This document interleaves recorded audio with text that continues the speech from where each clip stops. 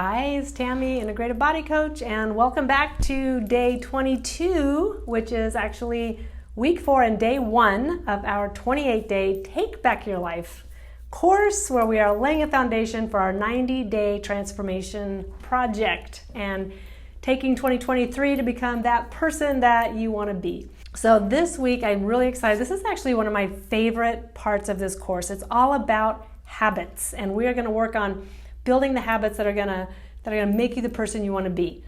Jim Rohn, he's a well-known inspirational speaker, died a few years back, but has a huge impact on me. He once said, motivation is what gets you started, habit is what keeps you going. And we all probably know the truth of that, because I know for me, I get real excited and motivation is easy.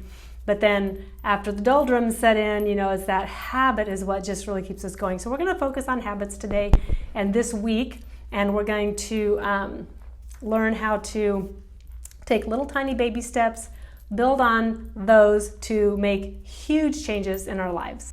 So before we get into that, I just want to say one more time, you have come so far in the journey to really what is just the starting gate. And that's why this week is so critical. We have a foundation now of mindfulness, self-awareness, how and with what you should nourish your body, and how to begin a fitness program that's going to actually maximize the weight loss that you want to achieve and keep you injury-free in the process. None of that is going to be of any value if you're not able to establish lifelong habits to incorporate these ideas and activities. As you're probably aware by now, motivation comes and goes, right? We don't just wake up every morning excited about breaking a sweat and eating our spinach, right? Change is hard to maintain. It's just hard. It's just hard. So don't let that surprise you, okay? And don't let it derail you. Just being aware of that can get you past the doldrums of slogging through your morning jog or your bike ride. Have a strategy. This week will be all about building that strategy. So if you've been listening to the 21-day Switch app, now we talked about that. It's now called the Neurocycle app. We talked about that way back at the beginning in week 1. Then you're probably close to the end of that, and you've probably learned a lot about how our brains can be retrained and transformed to help us respond more effectively to life, to our thoughts, and to our emotions. These are foundations to good habits. And so returning to our inner elephant, the goal is to retrain its mind and desires. We're not trying to muscle the elephant into a different path than it wants to go. This elephant needs to understand that the messages and strategies it learned as a baby and still believes are true are most likely no longer serving it and need to be upgraded. So as those changes are taking place, you can employ strategies that will better enable you to direct the elephant to carry you where you really want to go. Habits change one small step at a time. So again, this week we're going to be looking at how we can take advantage of our biology, our psychology, and our environment to help move us in that direction. So as we begin our discussion of habits, I'm going to take a risk and begin to maybe prioritize a little bit which habits need to be implemented sooner rather than later. Did you know that sleep is your boss? There's no two ways about it. Your body needs sleep. Your brain needs sleep. Your entire being needs sleep. The quality of your sleep will largely determine the quality of your life and your health. And if you don't believe me, then read Dr. Matthew Walker's book, Why We Sleep. He's a PhD sleep specialist, scientist, and he has done some extensive research around sleep, and the data is pretty convincing. So here I'm going to just highlight some takeaways from that book. First of all, regularly getting less than 6 to 7 hours of sleep per night, and it doesn't matter who you are. There may be a little teeny tiny sliver of the population, like less than 1%, who can get away with less sleep. But really, we need sleep. So less than 6 to 7 hours per night is shown to result in the following in 99% of the population. First of all, it demolishes your immune system. Study participants sleeping 4 hours for just one night saw a 70% reduction in natural killer cell activity. That's your immune system's ability to fight invaders. 70% reduction after just one night of limited sleep, 4 hours or less. Next, it doubles your risk for cancer, lack of sleep. Studies have shown this. It's one of the key lifestyle factors in determining if you will develop Alzheimer's disease. Lack of sleep disrupts blood sugar levels. Again, people in a study became pre-diabetic after just 1 week of sleep restriction. It increases the risk of coronary arteries becoming blocked and brittle, thus increasing the risk for cardiovascular disease, stroke, and coronary heart failure. Lack of sleep contributes to all major psychiatric conditions. It's shown that if you don't sleep appropriately, less than 6 to 7 hours of sleep, you will eat more, and it disrupts the balance of hormones, leptin and ghrelin, that govern your hunger and fullness signals. Not only that, when you do lose weight, you're going to lose more lean body mass versus fat. Okay, so 70% of the weight loss on suboptimal sleep comes out of your lean body mass as opposed to your fat stores, which is what we're generally trying to lose. It's a proven recipe for weight gain for adults and children. You have a much higher injury risk when exercising and an increased risk of death from any cause by 65%. So sleep-deprived people are at much higher risk of mortality, early mortality, or risk of death from any cause. I found that one rather should I say, inspiring to myself to prioritize my sleep. So as we talk about habits, I just want to raise this into your awareness so that you can also prioritize your sleep and make sure that you're giving yourself everything that you need to accomplish the things you need to accomplish, whether it's part of this 90-day transformation or just life in general. Okay, so I don't know about you, but when I learned all this about the value of sleep and the consequences of not getting enough, I upped my sleep game. And lack of sleep will basically undermine every aspect of your life, okay? And if you don't think you have enough time in the day to prioritize sleep, then think again. For example, do you have time for extra sick days? Do you have time for managing a chronic disease? Do you have time to move around more slowly because you're packing along unnecessary weight in the form of fat? Or taking twice as long to complete a mental task because your brain is foggy. This is just the way our bodies are made. They require sleep at every level and for every function. And seriously, I don't want to belabor this sales pitch on sleep. Unfortunately, I won't get paid for anybody taking me up on this. But read the book, it's referenced below, Why We Sleep by Dr. Matt Walker, and it will really hopefully help you understand enough to the level to make these changes in your life in order to get the sleep that you need. So when you, the writer, your higher self, okay, back to our elephant illustration, the writer, your higher self, says, let's sleep, because you read the book and you know you need to sleep. And your elephant refuses, okay? Your elephant's like, nope, and you're laying there in bed, we've all been there staring at the ceiling, and you're wide awake and your body is just not going to go to sleep. There's likely sneaky little sleep disruptors that are keeping this elephant awake, the subconscious part of you that can't sleep. So here's some tips to improve your sleep if you struggle with this. And please note, sleeping pills are not on the list. And he talks a lot about that in the book. These are very disruptive to your body and they're not recommended.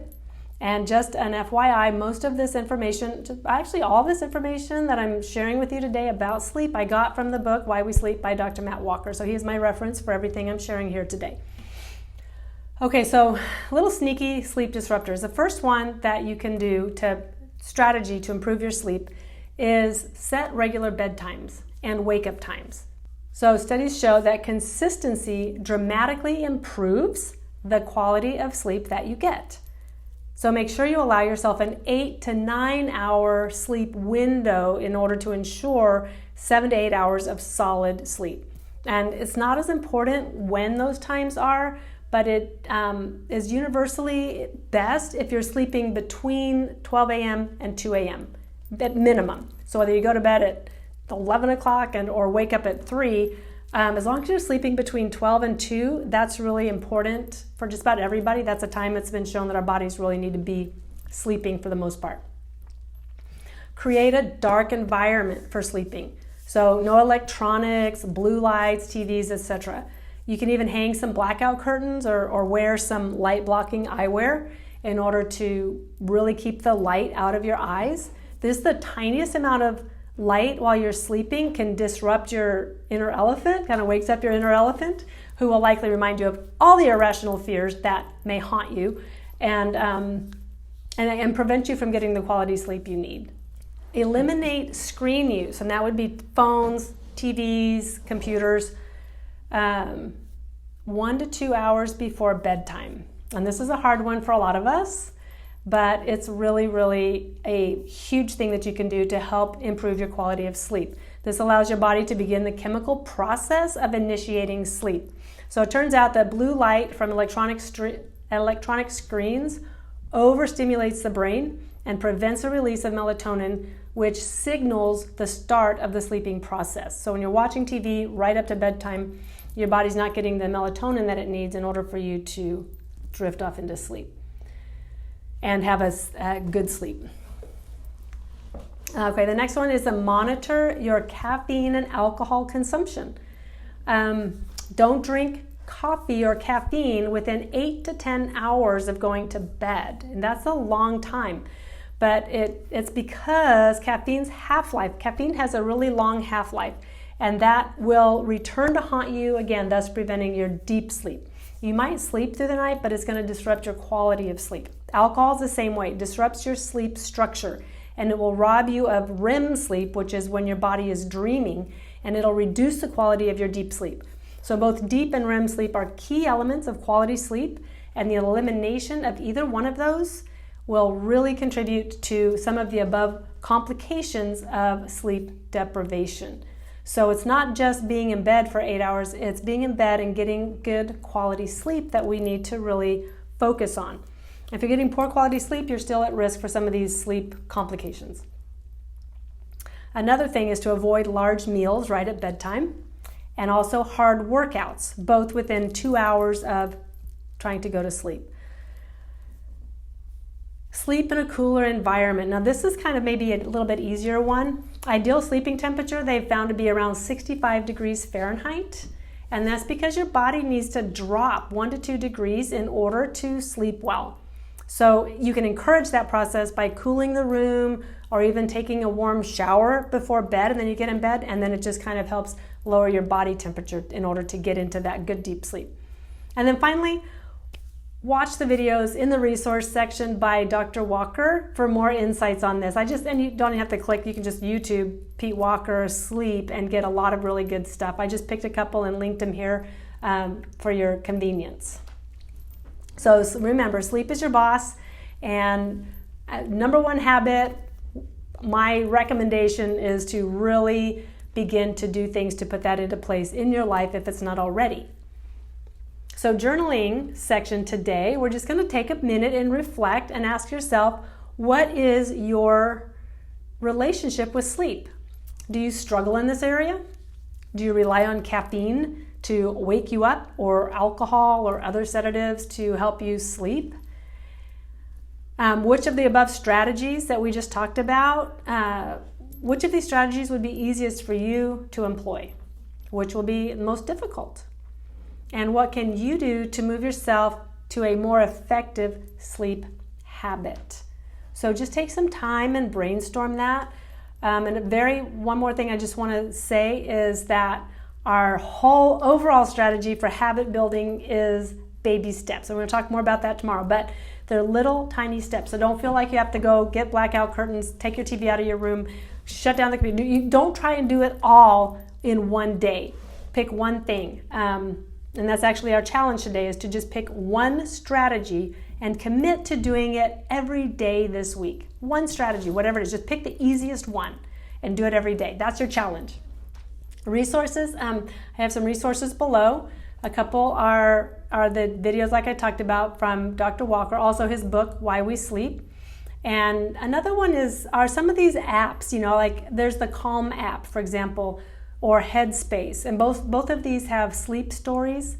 Oura Ring, their new platform, they also are really improving some of their, or adding some meditative resources and sleeping resources. You can go on YouTube and Google sleep meditations and stuff like that. Without watching it through your eyes, you can have a story. Sleep stories are great because they take your mind off. That's a lot of times why we watch TV, right? It's because we want to disconnect from the day.